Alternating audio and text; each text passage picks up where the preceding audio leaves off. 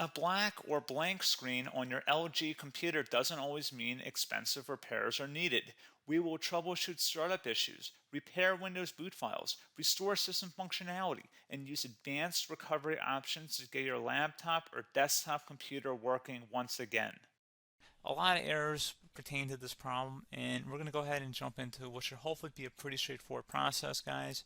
And we're going to go ahead and jump right into it. First thing I'd recommend doing would be to actually go ahead and boot to the troubleshooting utility on Windows 11. So if you do a hard power off 3 times in a row, Windows should automatically attempt to launch the startup repair utility. And if it doesn't find anything, it will give you the option to select advanced settings, in which case it will take you to a screen that looks like this. Now, if it does not take you to a screen that looks like this, or you're unable to get to that, you can also download the Windows 10 Media Creation Utility, or Windows 11. They probably will make a creation utility for Windows 11 at some point. And it doesn't really matter, you can actually run the Windows 10 utility on Windows 11 as far as I'm aware. And you should be able to run the troubleshooting utilities built in within it. So you just would go ahead and download it to an ISO file and then burn it to a DVD or USB. It'd have to be about 4 gigabytes or more. It couldn't be a small USB flash drive, and it couldn't be a CD. It'd have to be a DVD. And then you boot your computer from it. So depending on the computer manufacturer, you'd have to tap a different key on your keyboard in order to launch that menu, in order to select what boot drive you want to go off of. So it could be anything between the escape key, F2, F8, F12, for example. And those are the function keys on the top of your keyboard. So you may have to just do a little bit of trial and error. Shouldn't take you more than a couple minutes. Googling it would probably be best before you even begin. But anyway, we're ready to go ahead and jump right into it. So we're on the choose an option page. So these will look very similar whether you're booting from it directly within Windows itself, or if you're plugged in a USB flash drive with the media creation utility installed and you selected the recovery option. So when you are setting up your Windows 11 installation or Windows 10, depending on the drive you're using, there should be an option to repair your computer in the bottom left corner of the dialog window, one of the first screens that comes up. You go ahead and select that, and then it would take you to a troubleshooting screen like you see here. And you want to go ahead and select troubleshoot, reset your PC, or see advanced options. And then there are going to be a whole bunch of options in here that we're going to explore in today's video. The first one, we're going to actually go underneath advanced options, and then select startup repair, fix problems that keep Windows from loading. So go ahead and select that first.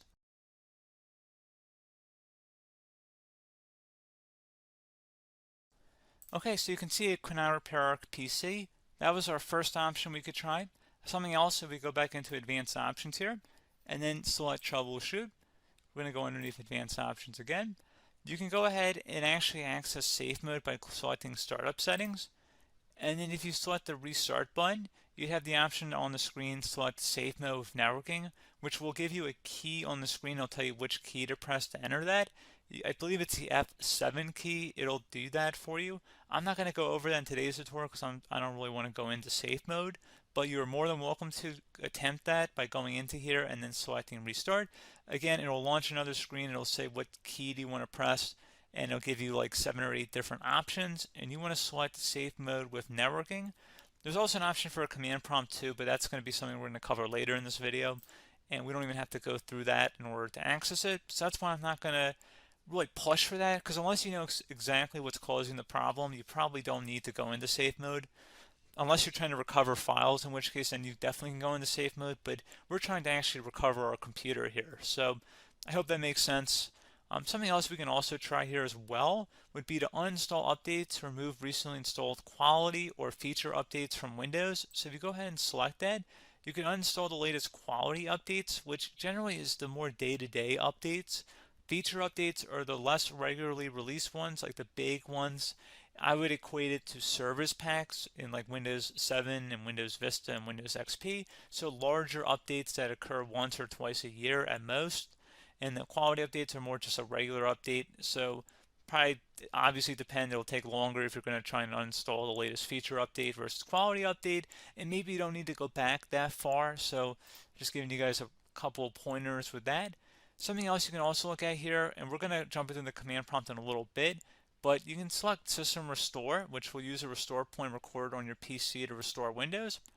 And this is something I would highly recommend here, guys. So select Next. Assuming you have a restore point saved on your computer, you go ahead and select the most recently created one, and you'll select next, and then you'll select the drive. You shouldn't actually have to select the drive. You can scan for affected programs, but we're going to keep it all default here, and then we're going to select finish. So once started, system restore cannot be interrupted. Do you want to continue? I think we're going to select yes. I don't think we have anything better to do on our computer right now, so just give it a moment here to initialize. It will take a couple minutes to run, obviously depending on how large your hard drive is and how much is saved on the system restore point. So just give it a couple minutes here.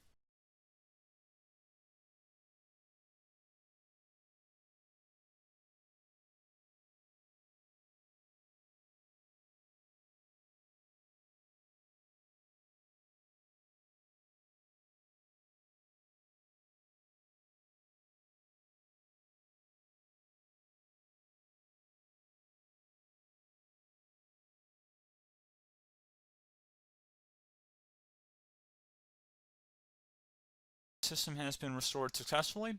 We're going to go over a couple different methods in addition to that if that did not work. So I'm just going to pause the video and we're going to start back on the recovery screen that we started with. Okay, so a couple other things we can try here too. If you go back into Troubleshoot, you can select Reset Your PC, while you choose to keep or remove your personal files and then reinstalls Windows.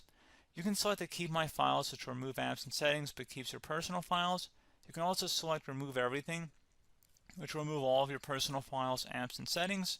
So this is more of a factory reset, the second option here. First option, it should not delete all of your personal files. However, it will pretty much clear most of your programs, and keep in mind, there's no guarantee that your information, number one, is even still available and easily recoverable on your computer to the point that you actually would be able to recover anything. And the second point is that there's always a chance that it won't actually recover and it will just do a factory reset anyway. So there's no guarantee that actually would keep your files anyway. So I would recommend trying to get a recovery tool and backing that up first before selecting it anyway.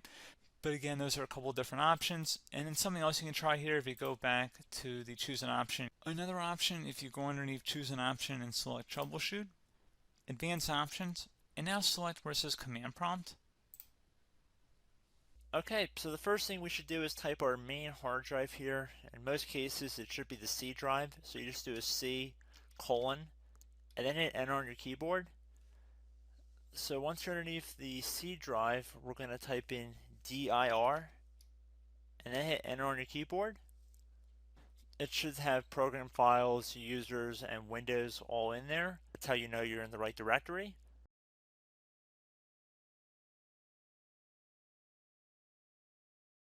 In some cases, it might be the D drive as well, so just keep that in mind.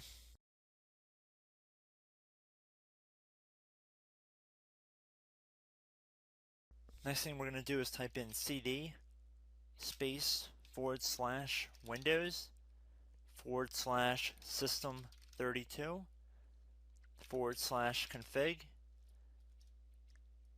and then you're going to hit enter on your keyboard.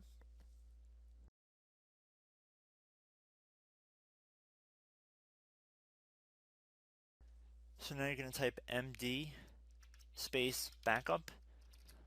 If you've seen other tutorials, it might also say to put down md backup. That's because the backup name is pretty common when you want to back something up. So you can name this whatever you want, doesn't have to be backup. So if you've already made a backup folder in the past, you could do backup 1, for example. So once you're done setting the name you want the backup to be called, hit enter on your keyboard again.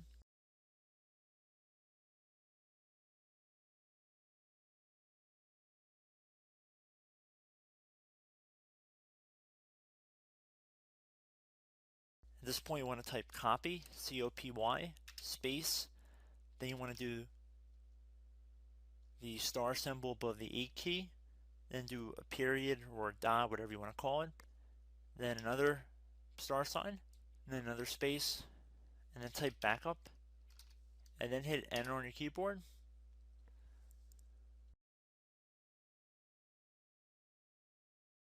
Now you want to type cd reg back, REGBACK,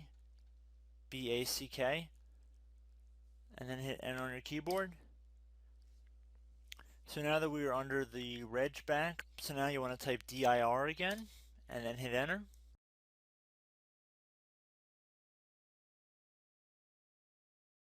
So now at this point we're going to type copy again. So copy, space, star sign, dot, another star sign, space, and then 2 dots. So we're going to type copy, space, star sign, dot, sign, star sign, dot, dot, and then hit enter on your keyboard again. So for overwrite, you want to overwrite all. So type A on your keyboard, so capital A, and then hit enter on your keyboard.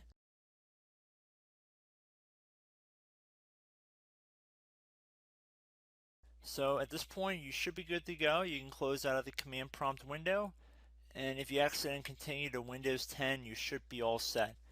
So I hope one of these 3 or 4 different methods we went through in this tutorial helped you guys out.